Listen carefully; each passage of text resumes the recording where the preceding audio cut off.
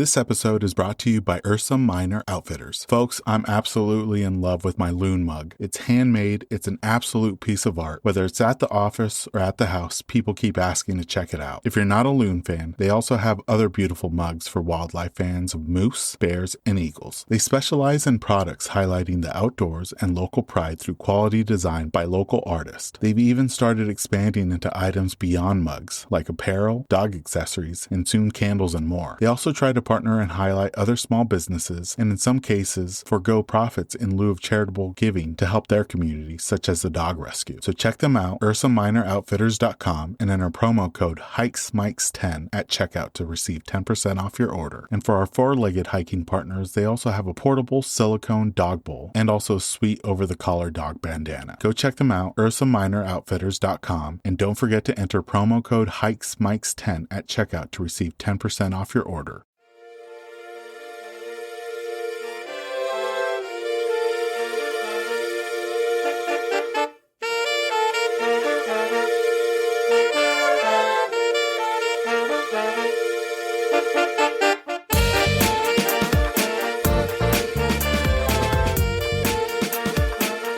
Welcome, everyone, to the latest episode of the Hikes and Mikes podcast. I'm your host, Ivan, and I'm excited to share this new season of the podcast with you. With both fall and winter arriving in the Pacific Northwest, it's time to store the mobile recording studio. This season, we'll be switching things up and interviewing some of my favorite hikers that I follow on Instagram virtually. We're following a similar format to season 1, where the first part of the episode focuses on the guest and their hiking adventures, and we're still going to end each episode with a speed round of this or that questions, all related to hiking. We have another amazing guest on the podcast today, Kimberly from Utah. You can follow her on Instagram at Earth Mama Travels. Kimberly is an inspirational individual, and she shares on this episode some of her amazing travel and hiking experiences. We learn about her unique overnight camping experience on a dormant volcano, visiting Minnetonka Cave in Southern Idaho, and some of her favorite places to hike in Utah. Without further ado, let's jump into this episode with our guest, Kimberly.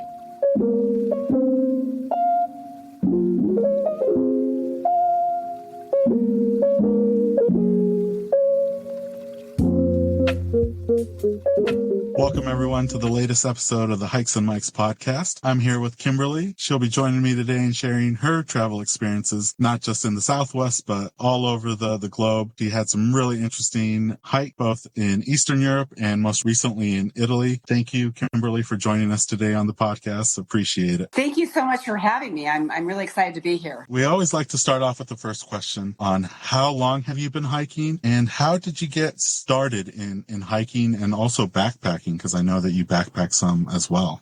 Well, I grew up hiking and camping as a kid and with my family. My dad was a huge outdoorsman. And so we would take day hikes and explore the Wasatch Mountains here in Utah and in Moab and all of the national parks that, I actually have access to. And so my dad would throw 5 kids in the car in an old 1976 Volkswagen van, and we would go and find somewhere to camp along the Colorado River, down in Moab. Occasionally we would get a motel. My mom would stay at home, but the 5 kids and my dad would go out and kind of explore Utah and also do some road trips to California. But That's kind of where I really got started. My dad really inspired me to respect and love the outdoors and to love nature. And I guess my first, what I would say, official named hike that I could name was when I was 19. My dad took me, my little sister, and my younger brother to Angel's Landing in Zion. And that was just like, one of those like moments where you're up on the top of the world and you're just like, this is incredible. And as a teenager, I don't know if I really appreciated it in my teen years. I would do little day hikes with friends, but nothing named, nothing. This was way before Instagram. I'm actually 55 years old. So I guess it was 30 years ago when I became a mom myself. My daughter just turned 30 in December. I started taking my kids out on trails, like just exploring the outdoors. We lived in Boise, and then we moved up to your neck of the woods in the Pacific Northwest and lived in a little town called Battleground. And that's where we bought a house. And I remember stepping out on my front porch and I could see Mount St. Helens. It was just right there. And I'm like, you know what? I'm going to hike that. I'd never done any big hikes. I was a mom of 3 little kids, just looked at that mountain and thought, I need to do that before I leave Washington. And so living in Washington, I got to go and explore a lot of trails up on Mount St. Helens, just around the Pacific Northwest Battleground Lake. Did a lot of hiking with just my kids, day hikes, little trails all along the way. And I think one of the things that I really enjoyed about nature and hiking was when my youngest turned 3, he was diagnosed with autism.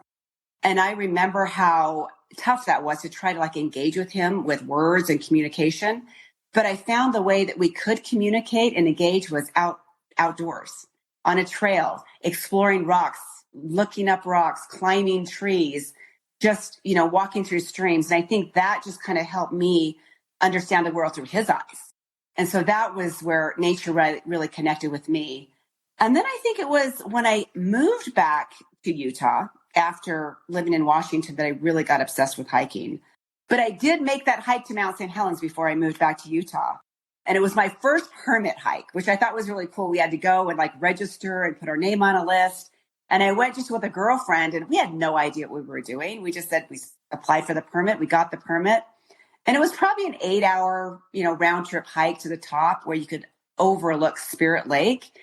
And it was in the 80s. And I remember in the 80s when Mount St. Helens erupted. And so to be able to see that lake from that rim of the volcano that had grown all of this greenery and it was lush and blue and green again, it was really quite a spiritual experience to be up on that rim and kind of see what nature had done after such devastation. And so I just learned to respect nature a lot at that point. And then I moved back to Utah in 2005, and just about 5 minutes outside my home was the Bonneville Shoreline Trail and a bunch of trail systems in the northern Wasatch Mountains that now I explore every morning. I go out about 3 to 4 times a week, take a day hike, I guess a morning hike in the dark with lights and spikes, and take a couple hours, usually a 1.5 hour, 2 hour hike in the morning, and then head to work later in the day. So loving the mountains here in Utah. I have a new appreciation for the northern part of the Wasatch Mountains. I was raised in the more Salt Lake City area, but gaining a new appreciation for those mountains in the north. So I love that I'm only about a 10-minute drive to a trailhead, and I do those hikes several times a week. And then on the weekends and maybe a couple times a year, I take some longer hikes that are usually about, 12, 16 mile round trip hikes that I do with my brother and be able to hit some peaks and summit some peaks and enjoy those longer hikes. Most of my hikes are day hikes, and I've only done backpacking about 3 times. And every time I do a backpack hike, I say I'm not going to do it again. Yet somehow I end up doing it again, and I find it challenging and rewarding. And I'm never going to say never because I'm probably going to do it again. With Angel's Landing, when you did it at 19 years old, did they have it with the chains at that point in time, or was it even sketchier it was just kind of open? It was open. They did have chains. I do remember having chains, and I remember hiking with my dad and my sister, and my little brother was probably 8 or 10 years old. And I remember being kind of nervous, like, is he going to be okay? There were chains, but I remember it being really sketchy and being a little nervous until you got to the top. And so I think they have improved it a little bit, but I don't think by much, to tell you the truth. The chains are still a little sketchy. No, yeah, from the videos I've seen, it's something else. Yeah, it is. And I think it's pretty rustic, So, you've asked me about backpacking, right? And I thought, well, I never really got into backpacking until my brother and I said, we did a day hike up to Mount Timpanogos. And he says, it'd be really fun to take our kids and do an overnight trip up here. And so my brother and I decided to take our adult kids on an overnight backpacking trip up to Mount Tim. So we planned it over Labor Day. And in Utah, and I don't know if it is this way in Washington, I recall the weather changes a lot in that time. So we started out, my daughter and I started out first. We had old, outdated, heavy equipment, huge, bulky sleeping bags, jugs of water, and way too much food. We were way over prepared. And I remember slogging our way to the top. My daughter's like, here, carry my jug of water, carry my sleeping bag. So we kind of take turns carrying each other's stuff. And it was just, old school equipment. And then we got to the top and we were freezing. There was snow at the top and we had not prepared for snow. We did not check the weather. And that night we just shivered in our tent. And the funniest thing was in the middle of the night, we heard a bunch of noises. And I have this kind of like love-hate relationship with bears. I always think I'm going to come across one in the woods. And we were convinced that it was a bear up there. Couldn't sleep all night long, kind of just like stayed, shivering in our sleeping bags. But the next morning we woke up and we discovered dozens of hikers and campers all along the meadow at the saddle. Oh, no kidding. So a lot of people think it's fun to go up in the middle of the night, hike it at night, and then stay for the sunrise and then summit in the morning. So we didn't do our homework. We just kind of showed up there, but we had a lot of friends in the morning to hike to the summit and sign that logbook at the top of Mount Temp. So it wasn't bears. It was just a bunch of fellow hikers. So, oh, that's funny. Yeah.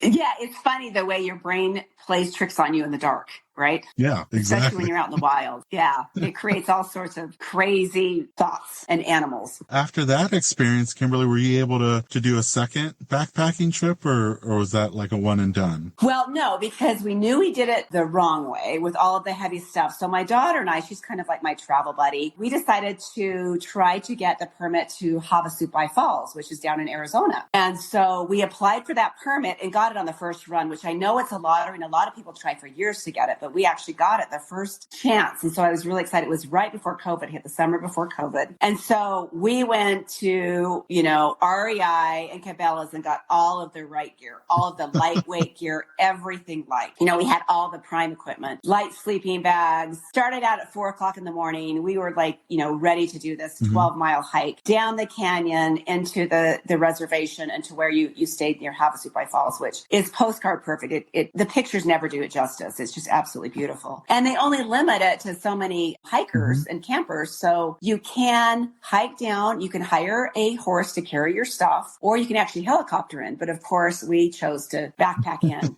And I remember thinking 10 miles in, I thought I had lost about 4 inches of height because the backpack was digging into my shoulders. My daughter and I both just looked at each other and said, okay, we're not doing this again. Like, this is hard. This backpacking, my body is not made for backpacking. Got a cup of coffee at the reservation, thought, okay, we can backpack another 2 miles in. And, I am not ashamed to say, but we did hire a mule to carry our backpacks out. We did hike out, but we did hire the mules to carry our backpacks out. And I have no shame in that. Like, I'm just like, I'm good with that. Yeah. I did the hike. I'm good. So every time we do a backpacking trip, my daughter and I say, we're done backpacking. And then we did a third one this last summer. So we made a trip to Central America and hiked in Guatemala. That was an amazing trip. They suggest that you take guides with you in Guatemala because they just say it's safer. And actually there are bandits that will rob you in the forest, in the woods. So they said, please, do not go without a guide. So we went with a great trekking company called Huicho and Charlie's. And, we had to carry our own backpacks, our own food. And we, slogged up this mountain called Volcano Ocotonango. And you got to the top of the one peak, and then you're overlooking the volcano, which is Fuego. So Fuego is an active volcano, and it is erupting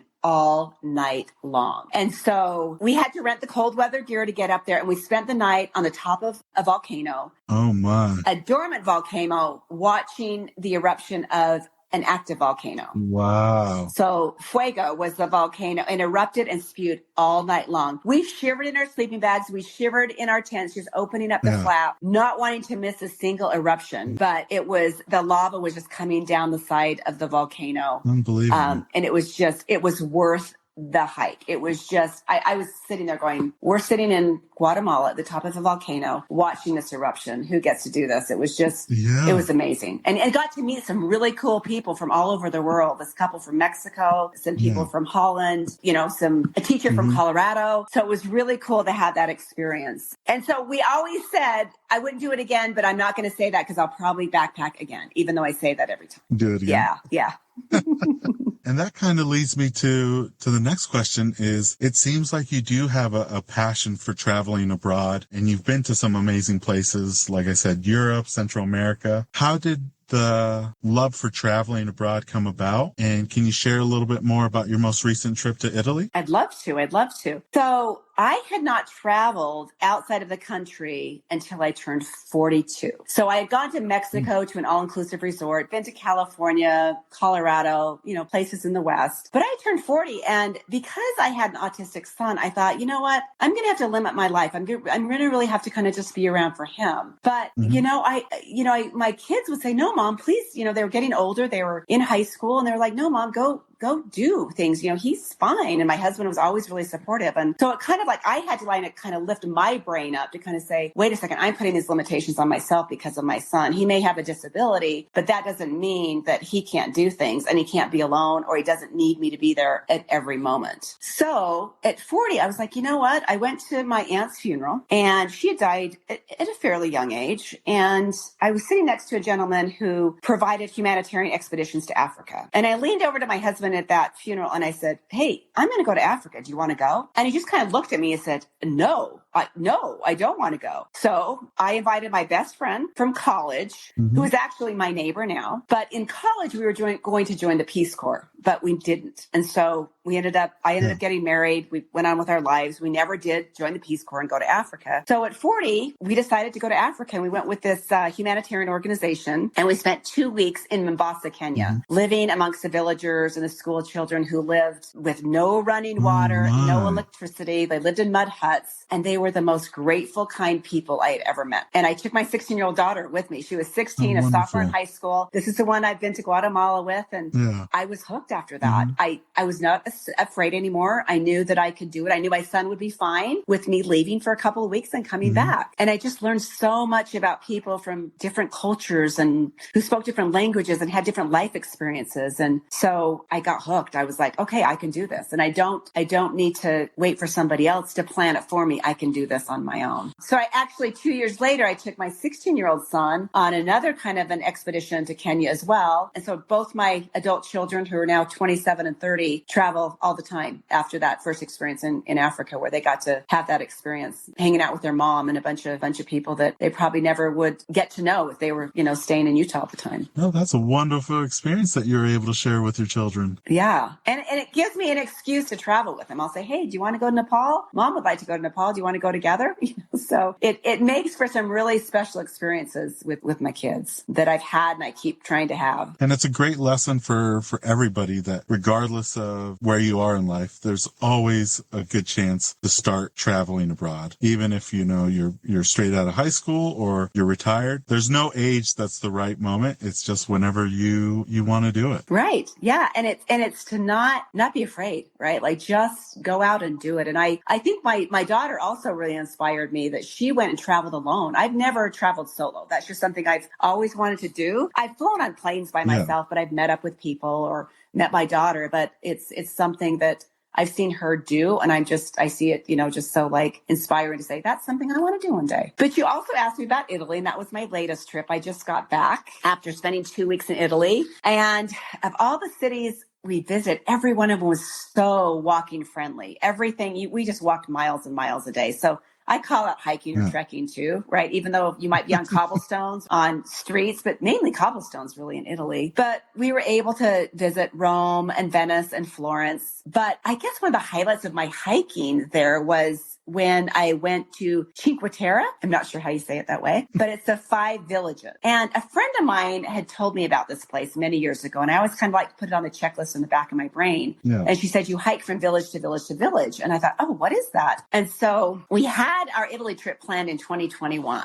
to leave the day after Christmas. And I got COVID on Christmas Day. And so we had to cancel our trip in 2021 and reschedule it for this year, which was actually kind of nice and kind of a blessing in disguise because both my adult children and their partners were able to join us on that trip. So 6 of us flew to Italy the day after Christmas and just walked and trekked and hiked through that country. But Cinque Terre was a hike that was like moderate to strenuous, lots of stairs. lots of stairs. But the hiking, the view from every part of the trail, from all of the 5 villages, from Ria Jamore, Vernanza, Corniglia, Manarola, and Monte Rosso, was like a postcard. Everything was like, oh, I've got to get a picture of that. It was just magical. And the 5th village, unfortunately, was closed. Like the trail to the 5th village was closed. So I didn't get to hike all 5 villages. We had to take the train to the last one. But I still bought the t-shirt because I think it counts.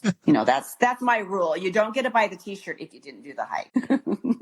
Are these villages alongside the coast, or are they more inland? No, they're all along the coast. The interesting thing, the history of it is they're winemaking villages. So they actually built their villages within the rocks along the coast. So these little houses, they're beautiful, colorful houses, were chiseled away in the rocks, and they built their vineyards in the cliffs and their villages within the cliffs. So every one of these villages is a cliffside village. Unbelievable. Yeah, your pictures were awesome. Yeah, so they still, make wine there, and they're not big villages. They're, in the winter, they're actually quite empty, which I actually enjoyed being there in December and January because it's the low tourist season, but the weather was absolutely spectacular. Good to know. And for those villages going in between, like I imagine coastal towns, is there a lot of hills that you have to go up and down to reach each village? Oh yeah, routes and, very primitive trails are not. They were actually really well marked, which, on rocks, they'd have this little painted rock that you knew you were going the right way, but stair upon stair upon stair. And some of them were, you're holding onto roots and you're, sliding down a little bit.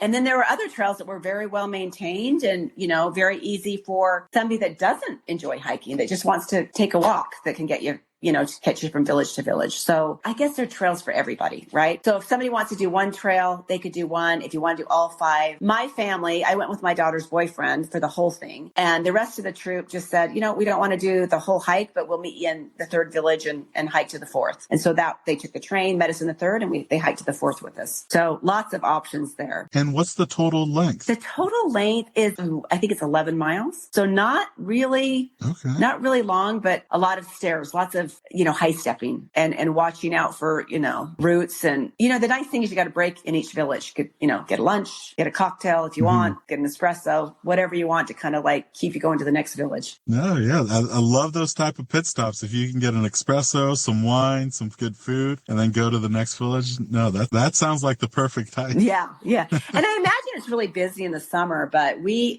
were alone pretty much the whole time. So it was really kind of cool. Kind of switching gears, you mentioned that you're now based out of Utah, and I think everyone that visits Utah falls in love with not just your national parks, but just the landscape that changes from region to region. For a state that's known for their natural landscapes, what's your favorite region to explore there in your home state of Utah? Ooh, I grew up here at the bottom of the Wasatch Mountains. I now live north of Salt Lake, so I've been exploring the northern Utah Rocky Mountains, including Mount Ogden and some places up north. However, the Big and Little Cottonwood Canyons are still my favorite. And I think that probably is kind of nostalgia, childhood memories, a lot of camping, a lot of experiences with my dad who passed away in 2011. So I think it's kind of nostalgic there. They actually have a peak there called Clayton Peak, and that was my maiden name. Oh. So that's just kind of, so it's just kind of cool that it's a lot of nostalgia. And so I think the Wasatch Mountains are somewhere that they just hold a really special place in my heart. And Big and Little Cottonwood Canyons are just, there's so much to explore there, and it can look different every single time. So it's just beautiful. So I would say I haven't hit every trail in those canyons, but still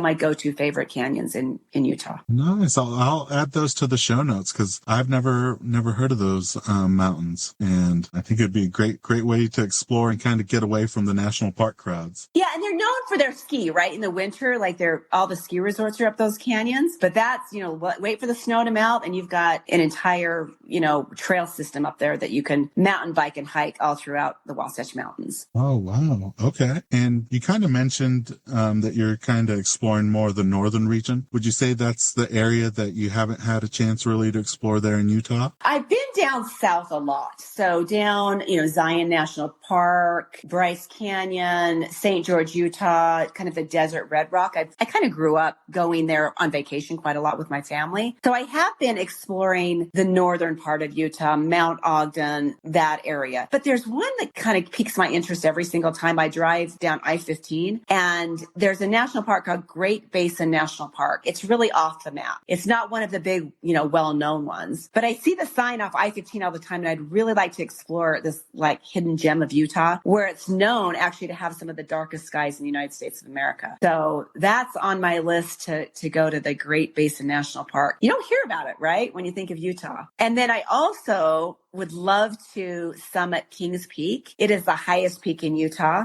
It's like elevation 13,000 feet. It's a 25-mile hike, so I think I'd have to backpack again. So I think that might be my next backpacking trip. It can be done in a day, they say, but that's 25 miles.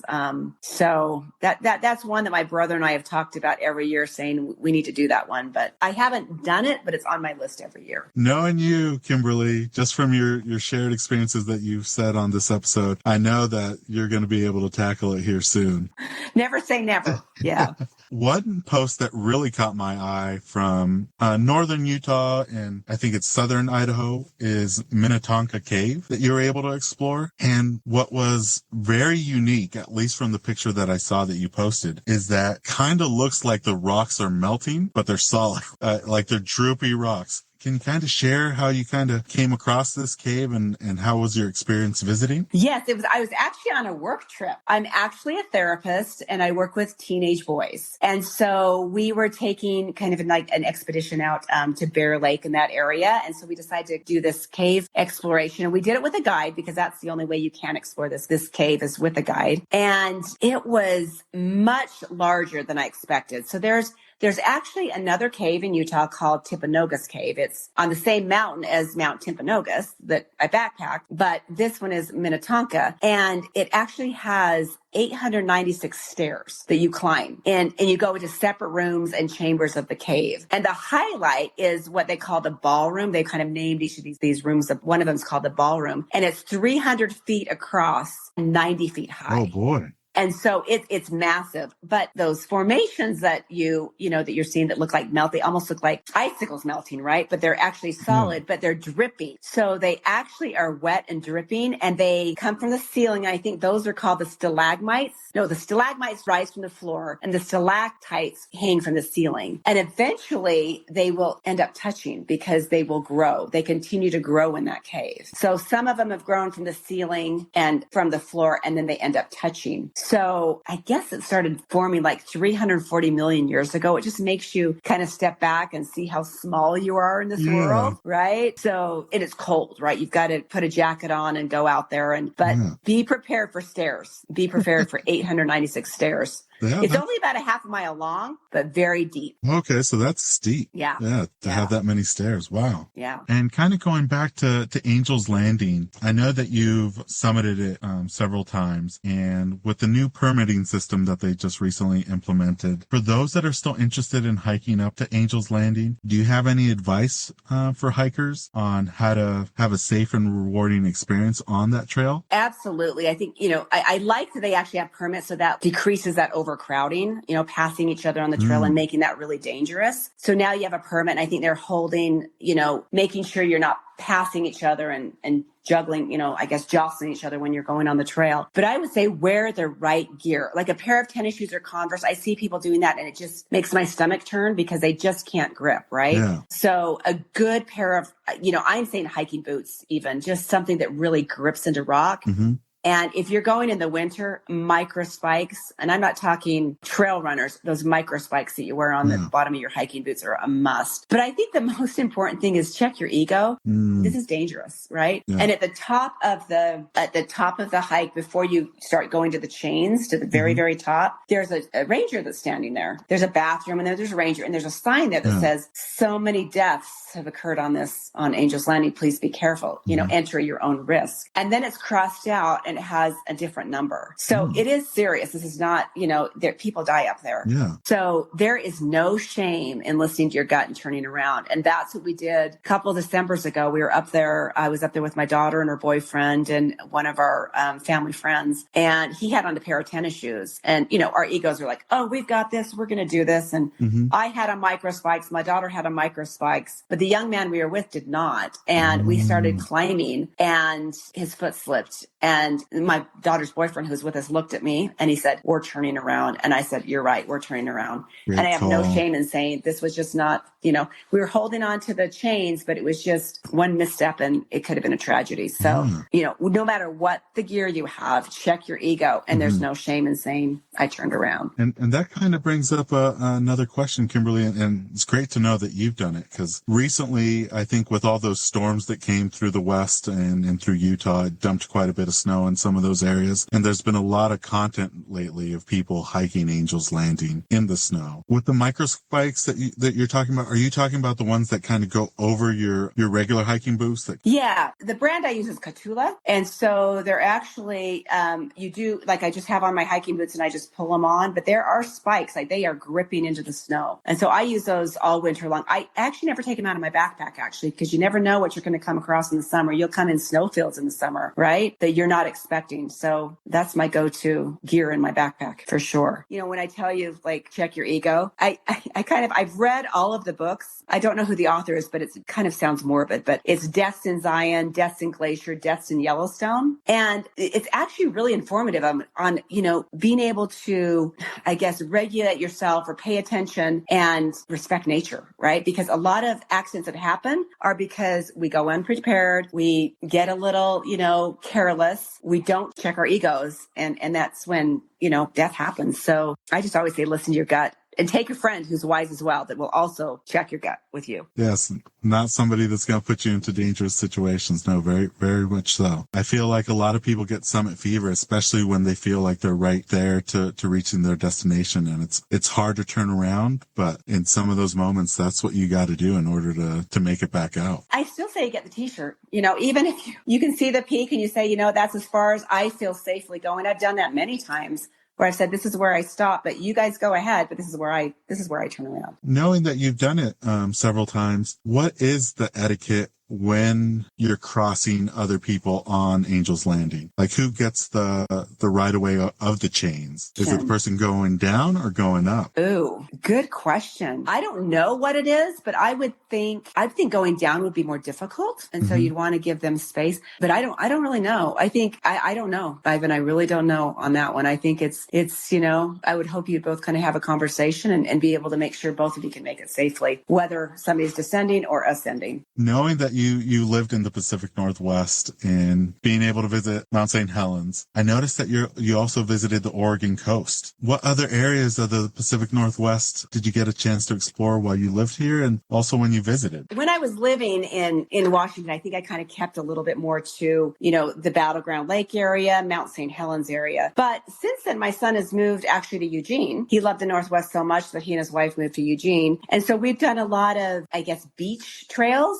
exploring some of those beach trails along the coastline, stopping the car, going and just exploring some trails, coming back to the car, going and chasing waterfalls, finding out where the trail goes. So just some Oregon coastline trails I've had a chance to explore. Nothing big, nothing major, but I just think the Oregon coast is just absolutely beautiful and spectacular. And there's so many nooks and crannies that you can kind of explore and come across a beautiful flowing water because there's so much water out there, so I'm kind of a waterfall girl. Nice. And have you had a favorite town that you've been able to visit there in the Oregon coast? Oh, Yachats. I hope I'm saying that the right way. I just think it's charming and it just, I don't know, there's just something about that town that just makes me want to like curl up with a good cup of coffee and a book and, watch the rain outside the window. It's a charming town. And they have like a farmer's market, I think, on the weekend too, which is kind of fun. Have you ever had a chance to make it up to Northern Oregon, like Astoria, Seaside, Cannon Beach? I've been to Seaside. I've been to Astoria, the bridge, right, from the movie Goonies. Wasn't Goonies filmed in Astoria? Yep. I think so. Did some exploring up there. When we lived there, we'd go to Longview and go up to Astoria. What else was there? Sisters, Oregon. did some hiking in Sisters and Bend actually too. My experience in Sisters was, I think we went and took the kids on a hike up to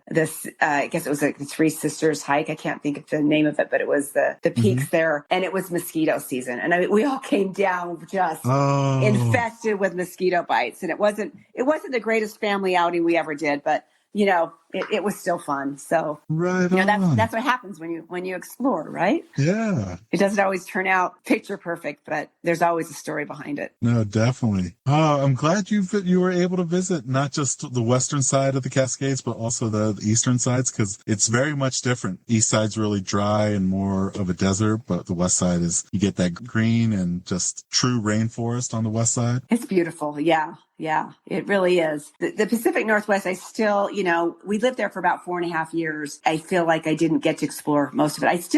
Olympia National Park, that is definitely on my list to explore. Yeah, I've seen pictures and they're just there. I'm in awe by the beauty there. Well, Kimberly, out of all the hiking that you've been able to do, I feel like hikers sometimes have either it's a summit ritual or routine that they do at the end of each hike. Maybe it's a favorite snack or meal, possibly some trail beverages, or even just a moment of zen. Do you have a regular custom that you do when you reach your destination, or maybe when you make it back out? I do stupid yoga poses at the top. I don't know. I make myself laugh and try to just do a stupid yoga pose that I don't take it seriously, but I do have fun with them. So I think I have many of those on my camera reel of, failed yoga poses, and an apple. I don't know. There's an apple in my pack always, and a good old PB&J, like a peanut butter and jelly sandwich at the peak. Is there a specific yoga pose that you always like to try on the summits? Oh gosh, yes. You're going to ask me the name of it, and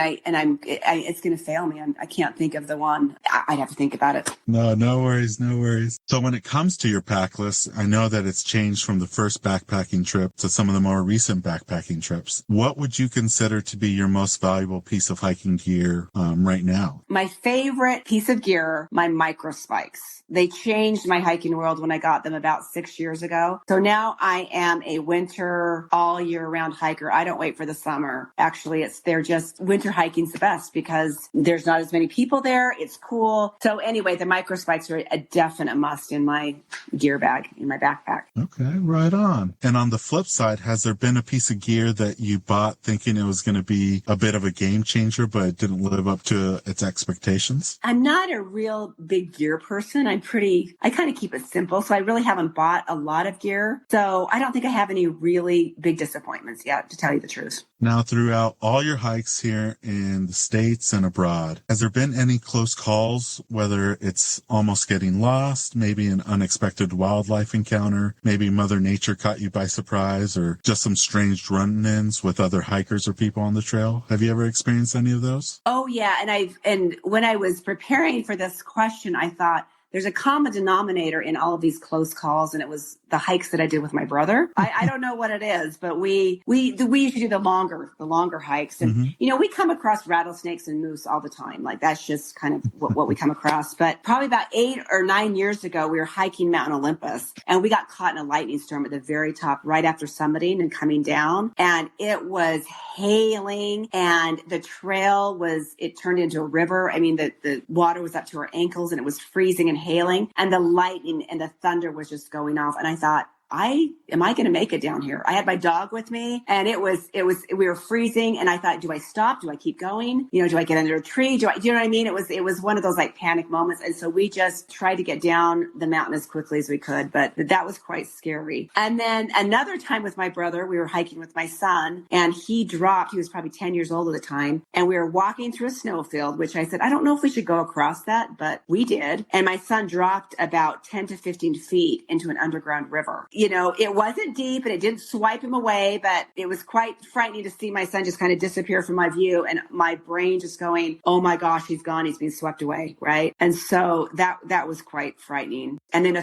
third close call, we were climbing Twin Peaks here in Utah. I had gotten down past this glacier in front of my brother, and he was at the top of it. And I was telling him to go around, but he thought I was telling him to slide down the glacier. And so he actually slid down the glacier, and he struggled to stop himself before crashing the rocks below. But he was actually managed to slow himself down before he actually crashed. And so we've tamed ourselves in the last couple of years by making better decisions and keeping each other in check, because we're kind of adventure junkies. And we were like, okay, we're getting older. We need to make wiser decisions. So we kind of check ourselves now. Have you mentioned that to him, Kimberly, that he's kind of like the common denominator in some of these experiences? Oh, absolutely. Yeah. Absolutely. Yes. Oh, yes, he knows. and not so proud of it, but we've learned. And you kind of already have given some amazing advice to hikers. So I kind of want to ask you, what advice would you have for people that are interested in traveling abroad for the first time, whether it's solo or with a group of friends, in order for them to have a safe and rewarding travel experience? Don't wait. Make the plan. It's not always going to be perfect. And I wouldn't wait until someone will go with you, right? Like somebody might drop out. Just go. And that could be a really scary thing to say, you know what? Just go. Make your own plans. If others will go with you, great. If they don't, still go. So I just say, don't wait for somebody else to go with you. My husband and I travel together sometimes, but a lot of times I don't go with him. I go with girlfriends. I go with my daughter. So don't wait till somebody else makes the plan. You make the plan. That's great advice. Because sometimes when people fall through, then if you're just waiting for that person or those people, you might be waiting a long time and it might not occur. And just doing it by yourself, you might experience something that you didn't know was possible. So really great advice, Kimberly. Now, with the start of the new year, do you have any upcoming goals for 2023? I'm always teased at work that I'm always got some, travel itinerary going on. So my daughter and I were just texting last night, and I think we're going to try to do Patagonia, the Chilean side, in probably February or March. So that was a trip we had planned, and then COVID hit. So that kind of got put on the back burner. So I have that coming up. And then just doing some, local hikes around here and exploring Utah some more. But the next big trip, I think, is going to be Patagonia, and kind of preparing for that. Oh, that's going to be unbelievable. So I try to do some weekend trips, to Moab. I'm heading down south to St. George, maybe Las Vegas, but going abroad would be Patagonia for sure. Nice. Oh, I'm looking forward to seeing those pictures because it's been on my bucket list for quite some time. I think you guys are going to have a blast. Cross it off. Yeah. Don't wait.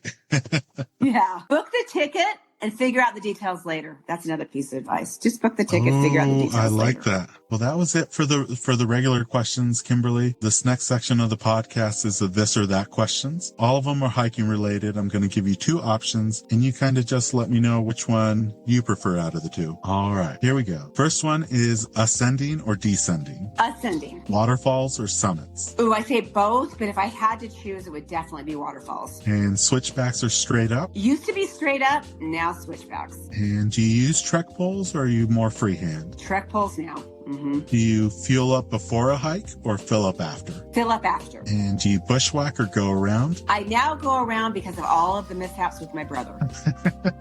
Do you jump in or do you stay dry? Always jump in. And sunsets or sunrises? Sunrises. And spring flowers or fall colors? Spring flowers. And do you tag a hike or do you not tag a hike on social media? I tag a hike. Awesome. Thank you so much, Kimberly, for joining us today. For listeners that want to follow your adventures on social media, where can they follow you at? They can find me at Earth Mama Travels. How did that handle name kind of come about? Is there a story behind it? There is. So after coming back from Guatemala this year, my daughter was saying, Mom, you should post the stuff you do. You should join Instagram. I'm like, really? And she said, yeah. I said, you know what? That would be fun. I want to inspire other middle-aged women to get out there and explore the world. Like, you don't have to be 20. You don't have to be retired. You can do it at any age. And so being a mom has always been my favorite. Like, I just love being a mom at all ages, raising kids. And so I take great pride in being a mom. And I love nature and Mother Nature. So that just kind of, Earth Mama Travels kind of came to me. Yeah, please be sure to follow Kimberly on Instagram. We'll be sure to add it to the show notes so people can follow you on Instagram. But thank you so much. It's been a really great time chatting with you and learning about your travel experiences and all your hiking experience. Really appreciate you coming on the podcast. Thank you so much. I've had so much fun getting to know fellow hikers and they're inspiring me and love to have this community out there. Thank you once again to Kimberly for joining us on this episode of the Hikes and Mikes podcast. Be sure to follow Kimberly on Instagram Instagram at Earth Mama Travels to keep up with her latest adventures. Thank you for tuning in to this week's episode of the Hikes and Mikes podcast. We'll be putting out new episodes every week through the fall and winter. Be sure to like and subscribe to not miss out on those. Also, be sure to follow us on Instagram at Hikes and Mikes. Catch you on the next one. This episode's music was created by Ketsa. Follow him on Instagram at Ketsa Music.